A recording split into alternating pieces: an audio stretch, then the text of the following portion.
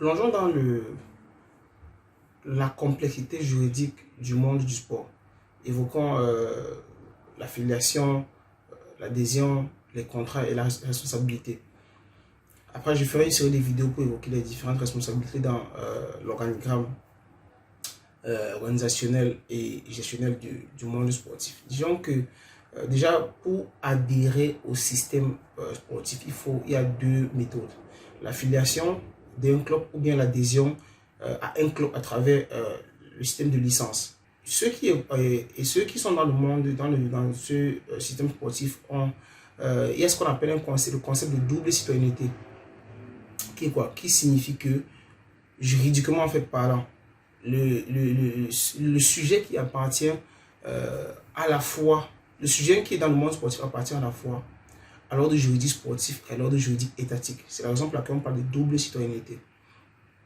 Donc, cette double appartenance implique que le sujet sportif est soumis à deux ordres juridiques, ce qui signifie que ceux qui gèrent la société ont un double travail de connaissance et de gestion. Donc, c'est la raison pour laquelle vous voyez souvent cette dichotomie entre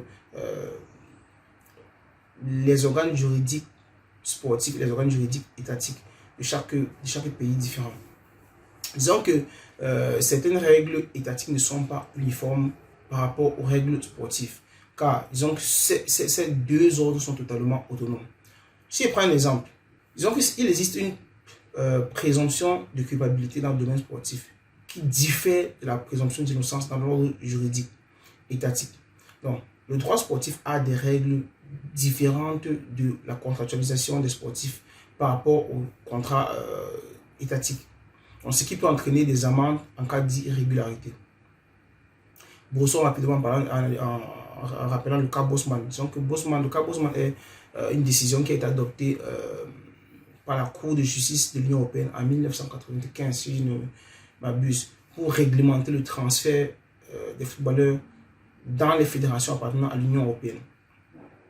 Les sportifs sont considérés, disons, comme des travailleurs salariés. Et lorsque le contrat se termine, ce que vous entendez souvent, on appelle paramètre zéro. C'est parce que lorsque le contrat d'un joueur se termine, il peut quitter d'un club à un autre club à travers ce qu'on appelle le paramètre zéro. Donc, il y a une libre circulation, par exemple, à l'intérieur de l'Europe, et les fédérations ne peuvent pas imposer de limitation aux joueurs communautaires. Évoquons un aspect qui pour moi est important, qui s'est souvent observé dans les clubs, qui est une espèce de violence silencieuse qu'on appelle le mobbing.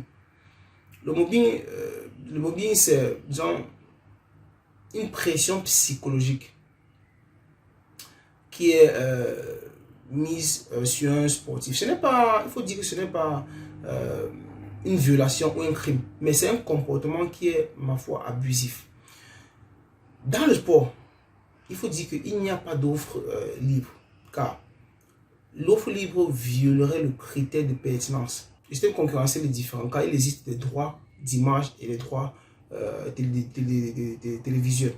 La ligue, quand nous entendons parler de ligue, parce que je fais cette vidéo pour un peu essayer d'éclairer. Chez nous, il y a tellement, les combats de personnes ont entraîné notre sport sur la place, sur les tribunaux sportifs mondiaux, et ça crée une certaine cacophonie dans la compréhension de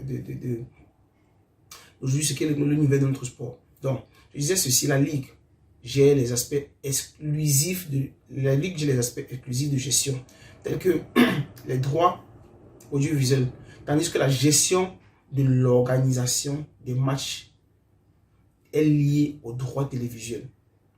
Donc, les règles sont déterminées par la fédération, tandis que la gestion est effectuée par la ligue. C'est bien important de comprendre cela. Donc, la ligue a une compétence exclusive sur les contrats fédéraux, ce qui garantit la justice sportive. La ligue rédige l'accord collectif qui s'applique à tout contrat sportif. Et tout comme il existe un contrat national dans le monde du travail. Donc, disons qu'en ce qui concerne le contrat individuel, il doit être rédigé sur formulaire conforme au contrat type qui est annexé à l'accord collectif. Donc, le contrat doit être signé par le joueur et un représentant de la société, du club, qui est muni des pouvoirs nécessaires. Celui qu'on appelle souvent le directeur sportif, ou le responsable sportif. Donc, le contrat doit être rédigé et signé en 6 exemplaires. C'est comme ça que ça se passe dans un pays comme l'Italie. Le contrat doit être rédigé et signé en 6 exemplaires. 6 exemplaires. Donc, 1 est la responsabilité du joueur. 1 est la responsabilité de la société. Et 4 sont destinés au dépôt auprès de la Ligue. Donc, aucune clause de préférence n'est autorisée. Et le contrat ne peut être modifié pendant la durée du rapport. La société doit déposer le contrat dans le club, la société. Quand je dis la société, c'est le club. La société doit déposer le contrat dans les délais prescrits par l'ordre fédéral, faute de quoi le joueur ne peut le faire dans les 60 jours suivant la signature.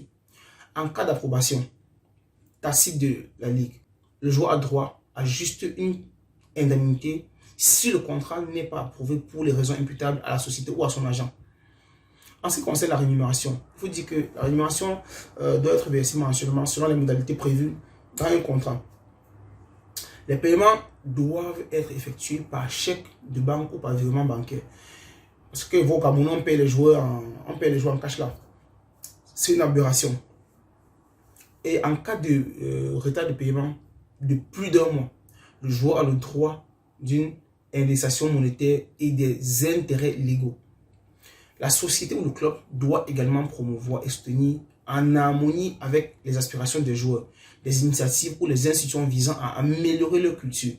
Donc, il revient à la fédération, en accord avec l'association des clubs, de fixer les conditions que les clubs doivent respecter pour faciliter la fréquentation des cours et la préparation aux examens des joueurs souhaitant poursuivre les études ou même obtenir une qualification professionnelle. Ça, c'est dans le cas des pays où on a le sport études.